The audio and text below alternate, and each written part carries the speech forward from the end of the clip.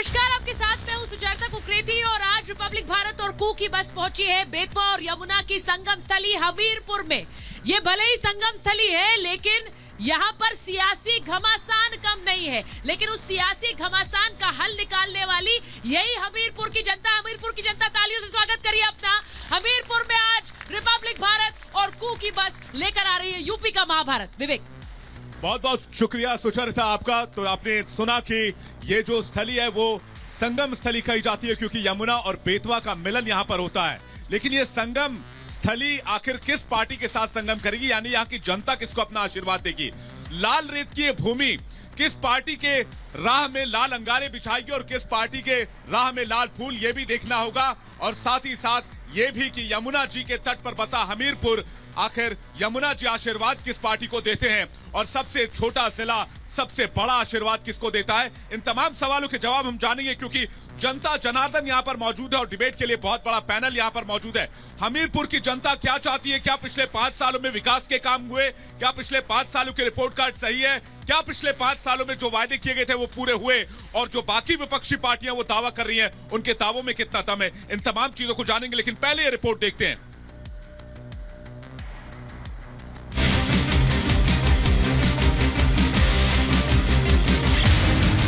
हमीरपुर को बुंदेलखंड का प्रवेश द्वार कहा जाता है।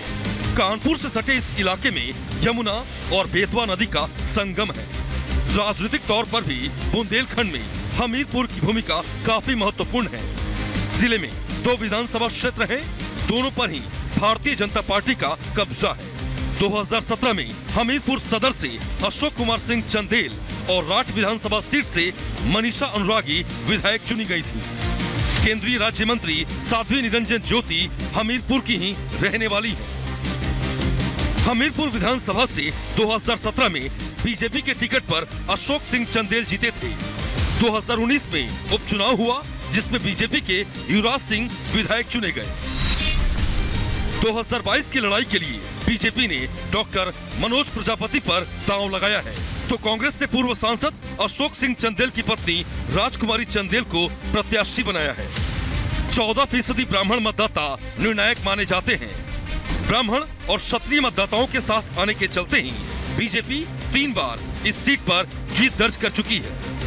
जिले की दूसरी विधानसभा सीट राठ पर आजादी के बाद से अब तक ज्यादातर लोधी बिरादरी का ही विधायक चुना गया है। किसी भी दल के लिए ये सीट परंपरागत रूप से एक व्यक्ति के पास नहीं रही है। सपा, बसपा, बीजेपी और कांग्रेस पार्टियों ने यहां से जीत हासिल की है। 2012 में ये सीट अनुसूचित जाति के लिए आरक्षित हो गई, तब कांग्रेस के गयादीन अनुरागी ने यहां से चुनाव जीता। 2017 में बीजेपी के टिकट पर मनीषा अनुरागी यहां से विधायक बनी। 1 लाख से ऊपर लोधी मतदाता यहां जीत हार में निर्णायक भूमिका अदा करते हैं। यहाँ के मुद्दे क्या है? यहाँ के मुद्दे सबसे पहले स्वास्थ्य की है। कोई भी अस्पताल नहीं है, एक अस्पताल है वहाँ बेड नहीं है। यहाँ पे जो एजुकेशन का स्तर है वो बहुत ही नीचे स्तर पे है और यहाँ पे जो भी हमारे पूर्व के विधायक रहे या आने वाले जो विधायक है उनका उद्देश्य होना चाहिए पूरा का पूरा कि वो यहाँ पे एजुकेशन को लेकर के डिग्री कॉलेज बनाए, एजुकेशन के नए लाए। मैडम, यहाँ शिक्षा व्यवस्था मेन है, स्वास्थ्य है, ये अपना यहाँ सुविधाएं नहीं मिल पा रही हैं। रोड तो मेन है ही है। मान लीजिए कहीं भी रोडवेज, कहीं भी आप रेलवे क्रॉसिंग में जाइए ना, वहाँ ओवर ब्रिज है कि जनता को सुविधा मिल सके। बस इतने कहना है कि योगी जी का काम बहुत बढ़िया लगा, अच्छा लगा।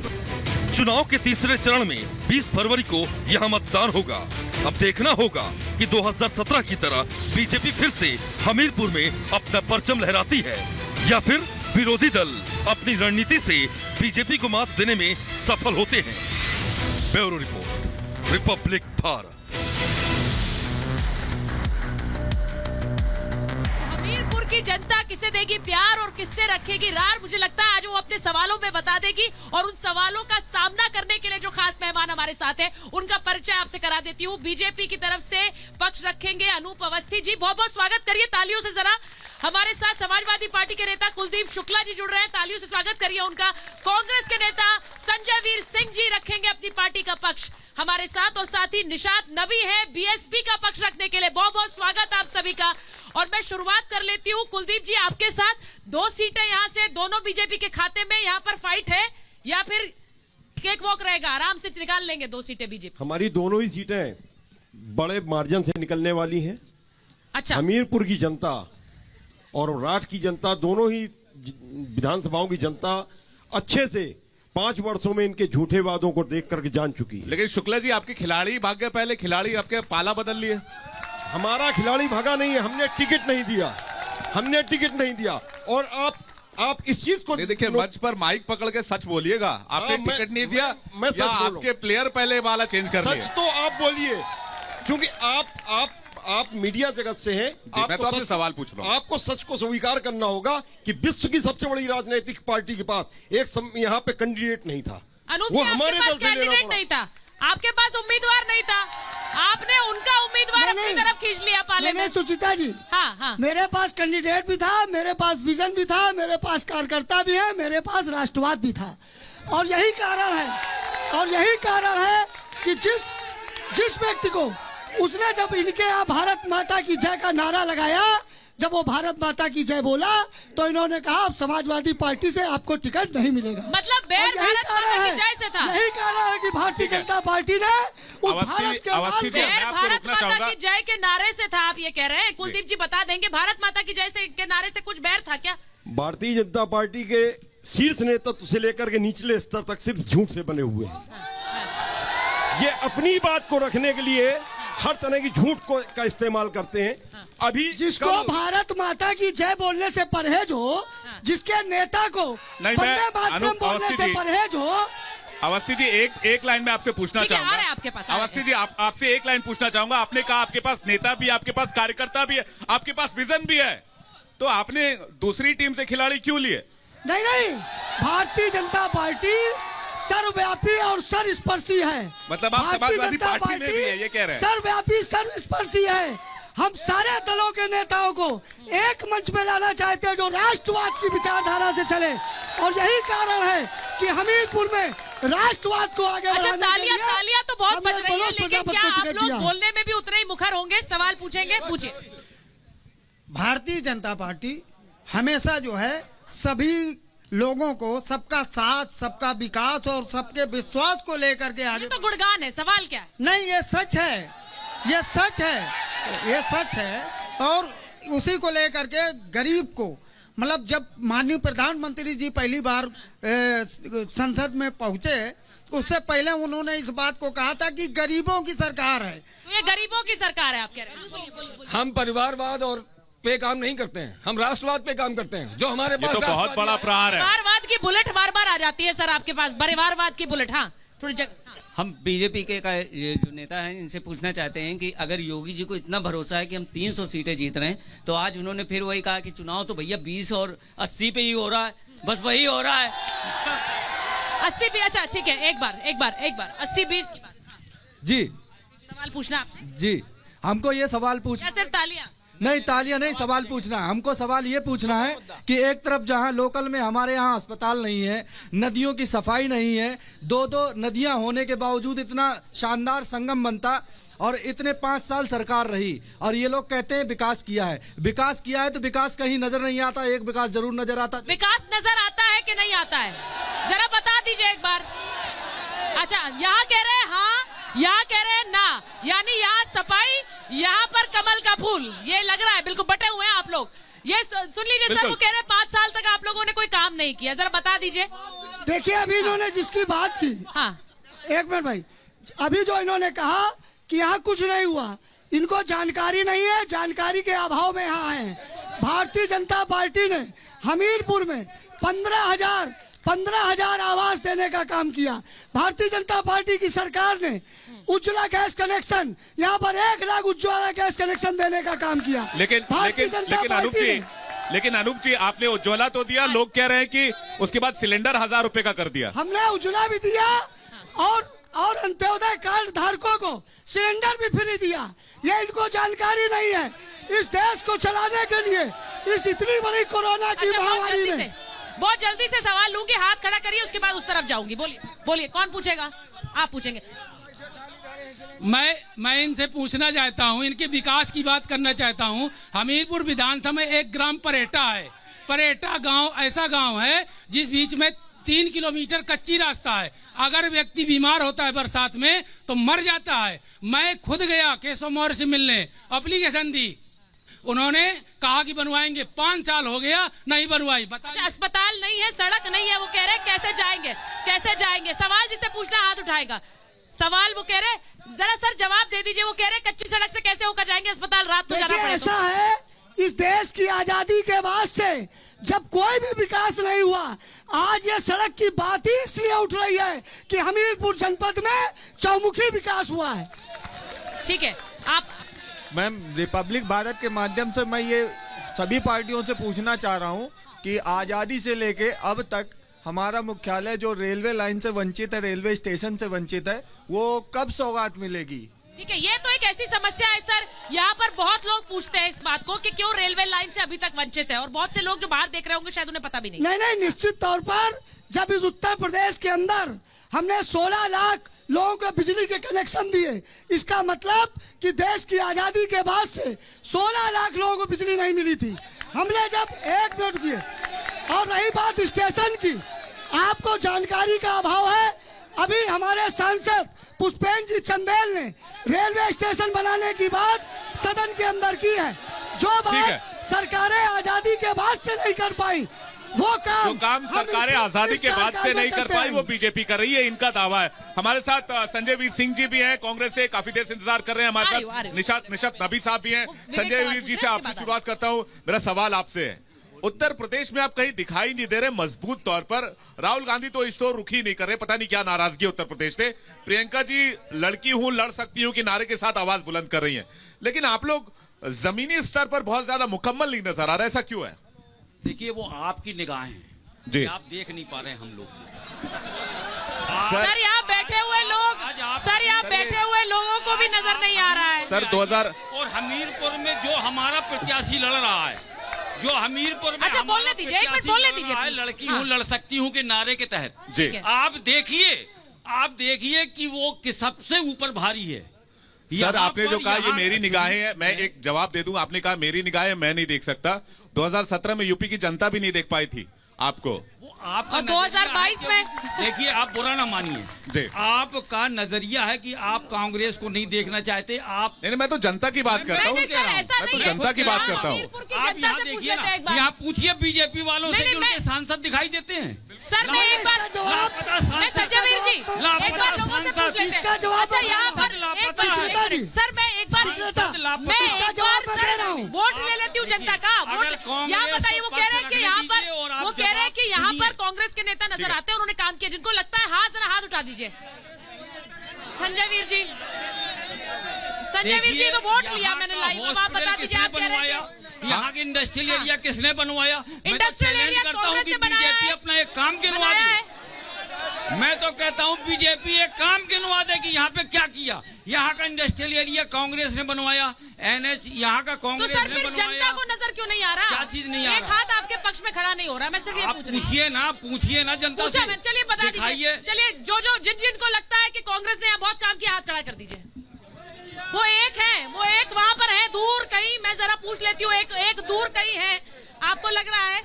अब मैं वहां तक आ नहीं पाऊंगी, लेकिन सर एक हाथ खड़ा हो रहा है, अब आप खुद बता दीजिए। मैं एक बार एक हाथ दूर कहीं खड़ा हो रहा है। निशात नबी जी काफी देर से इंतजार कर रहे सुचेता। निशात नबी जी, आपकी प्लानिंग तो समझ से ही परे है, मतलब प्लान क्या चल रहा है वो जनता भी नहीं समझ पा रही, आप करने क्या वाले हैं? हमारा प्लान जो है ना बहुत मजबूती से है जी। और माननीय बहन कुमारी मायावती जी संगठन को इतना मजबूत बनाया है इस बार कि आप सबको मतलब चौंकाने वाले रिजल्ट मिलेंगे। और माननीय बहन कुमारी मायावती जी फील्ड में निकली हैं और इतनी जनसभा और भीड़ हो रही है, इसी से आपको लगेगा कि हम किसके साथ जाने वाले हैं।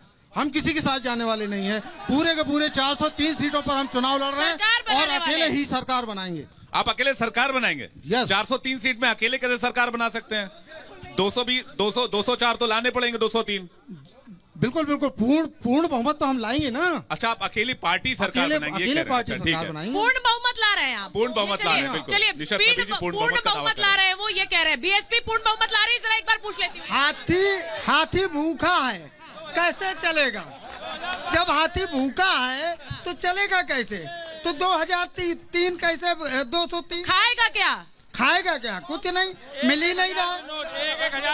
हाथी खाएगा अंडा, अंडा गोल। कांग्रेस के नेता से एक प्रश्न है मैम। अंडा मतलब सीट नहीं आ रही। कांग्रेस के नेता से एक प्रश्न है मेरा। आप उत्तर प्रदेश में चुनाव लड़ने आए हैं, आपके राष्ट्रीय महासचिव उस मंच में बैठी थी और चन्नी राजस्थान पंजाब में कह रहे हैं कि यूपी वालों को आने नहीं देंगे। आप किस अधिकार से यहाँ लड़ने आए हैं? भाइयों को घुसने नहीं देंगे। आप बेरोजगार बहुत गंभीर सवाल पा रहे हैं। अच्छा जवाब तो सुन लीजिए, वो कह रहे हैं प्रदेश में आपने बेरोजगारों को काम दिया। उत्तर प्रदेश और बिहार का आदमी अगर पंजाब जाके अगर वहाँ कमाई कर रहा है, नहीं, क्या आपके सीएम को अधिकार है यूपी के लोगों का तिरस्कार करें?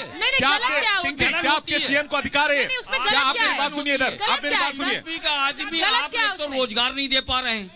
आप यहाँ पर गाय गंगा के अलावा कुछ नहीं कर पा रहे हैं। तो सर मतलब बैन कर देंगे उनकी एंट्री बैन कर देंगे यूपी में। चरम सीमा पर है। सर मुझे बताइए, आप अभी यहाँ खड़े होकर डिफेंड कर रहे हैं उस पलायन करेंगे, यूपी में घुसने नहीं देंगे, ये सही बयान है। यहाँ रोजगार दीजिए। इन लोगों को बताइए सर, मुझे मत बताइए। इन लोगों को बताइए, अगर ये पंजाब जाना चाहे तो इनकी एंट्री बैन है। यहाँ की जनता, आप मेरे साथ चलिए, 40% जनता पलायन कर चुकी है बुंदेलखंड की। पर जाएंगे कहाँ? पंजाब जाएंगी? ठीक है। जनता को जब काम नहीं मिलेगा, रोजगार नहीं मिलेगा, तो रोजी रोटी के लिए कहाँ जाएगी? भारतीय जनता पार्टी के प्रवक्ता महोदय से मेरा एक सवाल है कि यहाँ पर 4 लेन का बाईपास माननीय अखिलेश यादव जी की सरकार में पास किया गया था, इनकी सरकार ने उसको 2 लेन क्यों किया? और ये हमें बताने की कृपा करें। अखिलेश जी के काम पर। मेरा सवाल भारतीय जनता पार्टी की सरकार से है कि लगातार डीएलएड और बीटीसी अभ्यर्थियों द्वारा आंदोलन किया गया, लखनऊ में भी और जिलेवार हर जगह किया गया, जबकि वैकेंसी नहीं निकाली गई। तो अब इनसे आगे क्या उम्मीद करी जा सकती है जब अभी कुछ नहीं हुआ है? उम्मीदों का पिटारा खोल दीजिए सर इनके लिए। वो जानना चाह रहे क्या ऑफर करेंगे? निश्चित तौर पर युवा भारतीय जनता पार्टी के साथ है। हाँ। और युवाओं को इस मंच से आश्वस्त करना चाहते हैं कि जो भी युवाओं की समस्याएं हैं भारतीय जनता पार्टी नहीं हटती है। भारतीय जनता पार्टी भीख लेने का काम करेगी। अच्छा कुलदीप जी, मेरा एक सवाल, एक सेकंड कुलदीप जी, मेरा एक सवाल है। आज मुलायम सिंह जी प्रचार के लिए उतरे हैं, अखिलेश यादव के प्रचार के लिए उतरे। मुलायम सिंह यादव अपने आप में एक बड़ी शख्सियत है, बड़ा नाम है, लेकिन उन्हें भी प्रचार में उतरना पड़ा। वो हमारे पार्टी के संरक्षक हैं और उनका पब्लिक के बीच में जाना हम लोगों के लिए आशीर्वाद का काम करेगा। हाँ। मैं जानना चाहता हूं भारतीय जनता पार्टी से कि हमारे एक नेता के खिलाफ केंद्र के पूरे नेता, प्रदेश के पूरे नेता लगे हुए। शुक्ला जी, नेता की ये शख्सियत है जिसके खिलाफ भारतीय जनता पार्टी बीजेपी आप पर बार-बार परिवारवाद का आरोप लगाती है। ये परिवारवाद मैं बता रहा हूँ, अमित शाह से लेकर राजनाथ सिंह से लेकर देश के प्रधानमंत्री तक आप पर कहते हैं कि आप परिवारवाद चलाते हैं और उसको आगे बढ़ाते हैं। परिवारवाद लोकतंत्र पर कलम हमारे ऊपर आरोप परिवारवाद का लगाया जाता है, लेकिन भारतीय जनता पार्टी पर लगाया जाता है। अवश्य जरूर चाहिए। मैं आपसे पूछना चाहता हूँ, क्या भारतीय जनता पार्टी के ऊपर ये आरोप लगाया जाता है? राजनाथ सिंह जी के बेटे कौन है? आप परिवारवाद नहीं है तो क्या है? वसुंधरा राजे जी के भतीजे भारतीय जनता पार्टी सांसद हुए, वो परिवारवाद नहीं है। ठीक है, जवाब ले लीजिए। भारतीय जनता पार्टी इस देश की वो राजनीतिक पार्टी है जो सिर्फ वॉशिंग मशीन का। शुक्ला जी जवाब ले लीजिए। गंदा से गंदा आदमी उसमें जाएगा। शुक्ला जी जवाब ले लीजिए। ठीक है, जवाब। ऐसा है, आज अखिलेश यादव को आज जो भी ये दंड भुगतना पड़ रहा है उसका कारण है कि उन्होंने पिता का अपमान किया था, और पिता का अपमान करने वाले को प्रदेश की जनता नहीं, कोई भी माफ करने वाला इस धरती पे नहीं है। आने वाली 10 तारीख को अवस्थी जी आपको ये पता लग जाएगा कि देश की जनता और प्रदेश की जनता किसको स्वीकार कर रही है और किसको पकड़ रही है। नारे लगा रहे हैं, सवाल भी है। यहाँ मैं सपा के प्रवक्ता से पूछना चाहता हूँ, यहाँ हमीरपुर में मोरम का सिंडिकेट चलता था इनकी सरकार में, मोरम की लूट होती थी, इस पर जवाब दीजिए, क्या कह देंगे? किसान लाल रेत का सिंडिकेट चलता था जब अखिलेश यादव मुख्यमंत्री थे। यहाँ पर हमीरपुर में यमुना पुल है और बेतवा पुल है, वो हमेशा टूटा कर। जब से माननीय योगी आदित्यनाथ जी की सरकार में तब से पुल क्यों नहीं टूटा? सर वो कह रहे पुल टूट गया, अब राजनीतिक पहली बात का मैं जवाब देना चाहूंगा।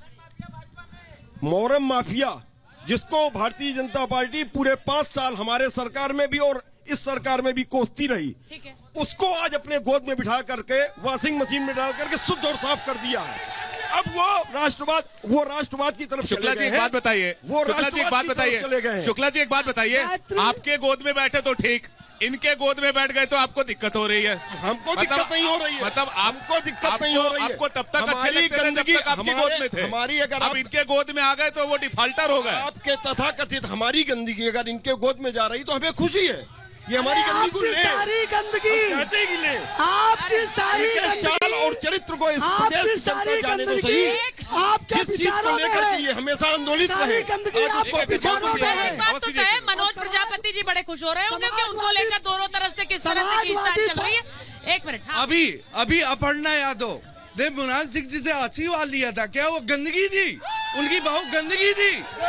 नहीं, गंदगी गंदगी नहीं। छोटी बहू रानी को आशीर्वाद मिला है। हाँ, छोटी बहू रानी को आशीर्वाद मिला, वो आशीर्वाद किसकी तरफ है भाई? अगर आप बात सुनेंगी तब मैं कह पाऊंगा। एक मिनट सुनने बोलने दीजिए उन्हें। जवाब छोटी बहू रानी को आशीर्वाद मिला। राजनीति बटन आप ही लोगों को दबाना है। पर विचारधाराएं अलग अलग हो सकती हैं। ठीक है। भारतीय जनता पार्टी की जो राष्ट्रीय उपाध्यक्ष थी माता सिंधिया, उनके बेटे कांग्रेस में थे। ये राजनीतिक विचारधारा है। राजनीतिक विचारधारा अगर उनकी तरफ जा रही है तो इसमें हमें कोई जरूरत नहीं है। नहीं। हमारी शुभकामनाएं मैंने तो सिर्फ ये पूछा कि आशीर्वाद एक सेकंड सुन लीजिए। मैंने सिर्फ ये पूछा कि आशीर्वाद किसकी तरफ है। अब नेताजी ने तो दोनों को आशीर्वाद दे दिया, बेटे को भी बहू रानी को भी। मुझको आप एक बात का जवाब दीजिए। अगर एक पिता की दो संतानें हैं तो क्या एक को मारेगी और एक को आशीर्वाद देगी? पर एक घर में रहेगा, एक घर के बाहर चला जाएगा, फिर ये अब उसकी मर्जी है। चलिए सवाल बालिग है। हम डबल इंजन की सरकार से ये सवाल करना चाहते हैं कि जहाज बनाने वाली कंपनियां गरीब जनता का कई करोड़ रुपया खा गई और जो किसान है जिसका 10,000 बिल बकाया उसको नोटिस भेजा जाता है और राष्ट्रवाद की बात करते हैं, संप्रदायवाद की राजनीति करते हैं। किसानों का मुद्दा यहाँ पर दुआबा की जमीन। बिल्कुल अवस्थी जी, किसानों का मुद्दा जो है वो पश्चिमी यूपी में भी काफी चर्चा का विषय रहा। थर्ड फेज की वोटिंग में बहुत ज्यादा वक्त बचा पश्चिम उत्तर प्रदेश, न पूर्वी उत्तर प्रदेश, न बुंदेलखंड, हम पूरी तरीके से वचनबद्ध हैं और कृत संकल्पबद्ध हैं। हमारी सरकार ने किसानों के लिए इस 5 वर्षों में जो काम किए वो अनुकरणीय है और यह बात किसान जानता है। हमने किसान को यहाँ पर बेतवा के माध्यम से केन को जोड़कर एक उत्थान करने का काम किया है और यह बता रहा है किसानों में। ठीक है, लेकिन तो किसान आपके साथ है, आप कह रहे हैं किसान आपके साथ है। किसान हमारे साथ है। हाँ। और किसान की जीविका से लेकर किसान की सम्मान निधि से लेकर। नबी जी मुस्कुरा रहे हैं। 750 किसानों की 750 किसानों ने शहादत दी है। हाँ। और इनके साथ कैसे जा सकते हैं किसान? ठीक है। इन्होंने किसानों को 750 जितना परेशान किया है। हाँ। जीएसटी से व्यापारी परेशान है। हाँ। 2 करोड़ इन्होंने मतलब साल में नौकरियां देने का वादा किया था। हाँ। वो कुछ भी नहीं दिया इन्होंने। अच्छा ये बताइए कि इन्होंने जो वादे किए थे वो पूरे किए हैं? किसने? समाजवादी पार्टी। हाँ, इन्होंने वादे पूरे किए? उन्होंने भी नहीं मतलब अब आप अटक गए क्योंकि आपका हमला सिर्फ बीजेपी पर है। जो समाजवादी पार्टी आपको पता है कि किस पर फायर करनी है, किस पर बंदूक चलानी है, बताइए सर। हमीरपुर की जनता से जान लेते सुचरिता, यहाँ के कितने वादे पूरे हुए और कितने नहीं हुए। मैं कुछ लोगों से, सर उठ जाइए आप जरा सा, बहुत देर से आप डिबेट सुन रहे हैं, आप बताइए हमीरपुर का वादा पूरा हुआ नहीं हुआ? देखिए एक सेकंड सुन लीजिए। हमीरपुर की जनता बहुत सहनशील है। आज चुनाव है तो सब हल्ला मचा रहे हैं। चुनाव के बाद कोई भी अपनी मांग के लिए खड़ा होना नहीं जानता, सबसे बड़ी कमी ये। ठीक है, सबसे बड़ी कमी है। आप कुछ कहना चाह रहे हैं? ये बताइए मुझे, मनोज प्रजापति के घर से एक बार मंत्री रहे, उनके पिताजी 4-5 बार विधायक रहे, तब कोई विकास नहीं करा पाए। आप 5 साल में क्या उम्मीद रखेंगे मनोज प्रजापति के हमारे? ठीक है, एक सेकंड आपसे काका सुन रहे हो? क्या हुआ? काम वाम हुआ नहीं हुआ? अरे कुछ नहीं काम हुआ है। कोई काम नहीं हुआ? कुछ काम नहीं। बताइए, कोई काम नहीं हुआ? आप बताइए, कुछ काम वाम हुआ? कोई काम नहीं हुआ। कोई काम नहीं हुआ? हमीरपुर में कुछ हुआ ही नहीं? सड़कें भी नहीं बनी? बिल्कुल नहीं। ठीक है।